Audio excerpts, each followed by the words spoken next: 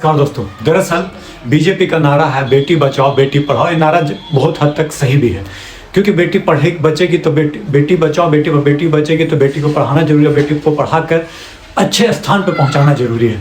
और ये बात सही है कि हम लोग को बेटियों को पढ़ाना जरूरी है। लेकिन दोस्तों, उनके ही राज्य में कहीं कहीं घटना इस तरह का इस कदर हो जाता है कि आपको कभी कभी इस नारा में खोखलापन नजर आता है। चाहे वो हाथरस का कांड हो, चाहे वो क्या बोलते हैं महिलाओं पहलवानों के साथ उत्पीड़न हो, चाहे मैं जो कहानी सुनाने जा रहा हूँ IIT BHU में जो गैंग रेप हुआ था उसकी कहानी। शायद बहुत लोग आप लोग जानते होंगे, बहुत लोग नहीं भी जानते होंगे। जो लोग नहीं जानते हो पूरी कहानी अच्छे से सुनिएगा। दरअसल ये घटना है 1 नवंबर 2023 की, जो IIT BHU में रात के 1 बजे कांड हुआ था। उसकी कहानी मैं आपके सामने लेकर आया हूँ, तो पूरी कहानी लास्ट तक सुनिएगा। और कुछ मिस्टेक हुआ होगा तो प्लीज़ आप उसको करेक्ट करवाइएगा, नहीं तो चैनल को लाइक से सब्सक्राइब खूब कीजिए। दरअसल 1 नवंबर 2023 को IIT BHU की 22 वर्षीय बीटेक की छात्रा ने कथित तौर पर छेड़छाड़ की गई और उसके कपड़े उतार दिए गए और उसके साथ सामूहिक बलात्कार के रूप में किया गया।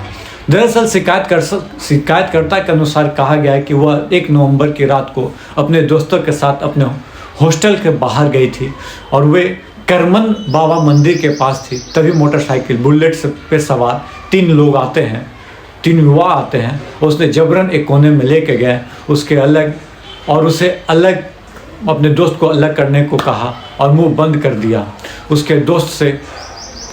इसके बाद तीनों आरोपी जो है कथित तौर पर महिला को निवस्त करते हैं, उसके बाद वीडियो बनाते हैं, तस्वीरें खींचते हैं। शिकायतकर्ता ने बताया कि उन्होंने उससे 15 मिनट तक जाने नहीं दिया और उसका फ़ोन नंबर लिया और उत्पीड़न का सारी सीमाएं लांघ दी। 15 मिनट तक किसी को साथ इतना टॉर्चर करना कितना संसार करने वाली घटना हुई भी कहाँ? मंदिर में। जी हाँ, एजुकेशन के मंदिर, जिसको IIT या कोई भी संस्था हो, वहाँ के हाल ये है। दरअसल तीनों आरोपी जो है 1 नवंबर 2023 को रात को छात्रा के साथ बलात्कार करने के बाद तीनों आरोपी मध्य प्रदेश चले जाते हैं। जी हाँ, मीडिया रिपोर्ट के अनुसार माने तो जब BHU के छात्रों के घटना के बाद विरोध करना शुरू कर दिया तो संदिग्ध डर गए और मध्य प्रदेश भाग गए। स्थानीय अभियान में भाग लिया, जैसे चुनाव उसमें चला था, राज्य चुनाव के लिए। इसी के बीच वह स्थान बदलते रहे, कभी इधर कभी उधर, कभी लखनऊ में ये उसका नंबर ट्रेस किया गया। उन्होंने लखनऊ समेत कई अन्य शहरों का भी दौरा किया। लगभग 2 महीने बीत चुके थे और कोई कार्रवाई नहीं की गई थी और तीनों को यह यकीन हो गया था कि कुछ नहीं होगा। शिकायत के आधार पर लंका पुलिस स्टेशन ने भारतीय दंड संहिता धारा 354 किसी महिला की गरिमा को ठेस पहुंचाने के इरादे से उस पर हमला या आपराधिक बल 354 में कहा गया है और सूचना प्रौद्योगिकी अधिनियम के प्रावधान के तहत एक प्राथमिकता दर्ज की थी। दरअसल पुलिस ने यह भी बताया कि बाद में सामूहिक बलात्कार का आरोप प्राथमिकता में जोड़ा गया।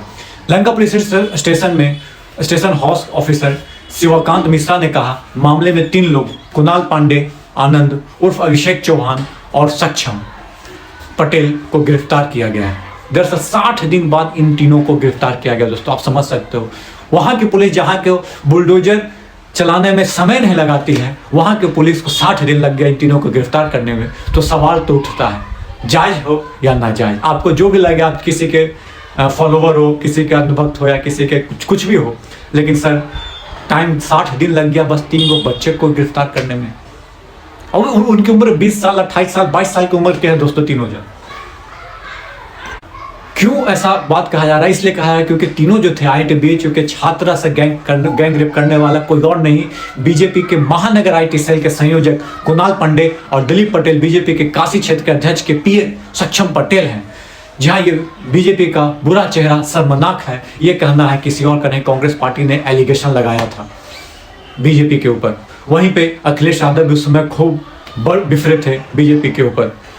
प्रियंका गांधी ने भी ट्वीट किया था PM मोदी को बेटी बचाओ बेटी पढ़ाओ के नारे के ऊपर। चलिए उस पर नहीं जाते हुए हम आते अपने टॉपिक पे। दरअसल ये तीनों आरोपी जो हैं वाराणसी के रहने वाले हैं। जी हाँ, वही क्षेत्र जहां बनारस से PM मोदी चुन कर आते हैं, आपको पता होगा। इसके साथ ही पुलिस ने उनके बुलेट को भी बरामद किया, गाड़ी मोटरसाइकिल, जो वारदात के समय इस्तेमाल की गई थी।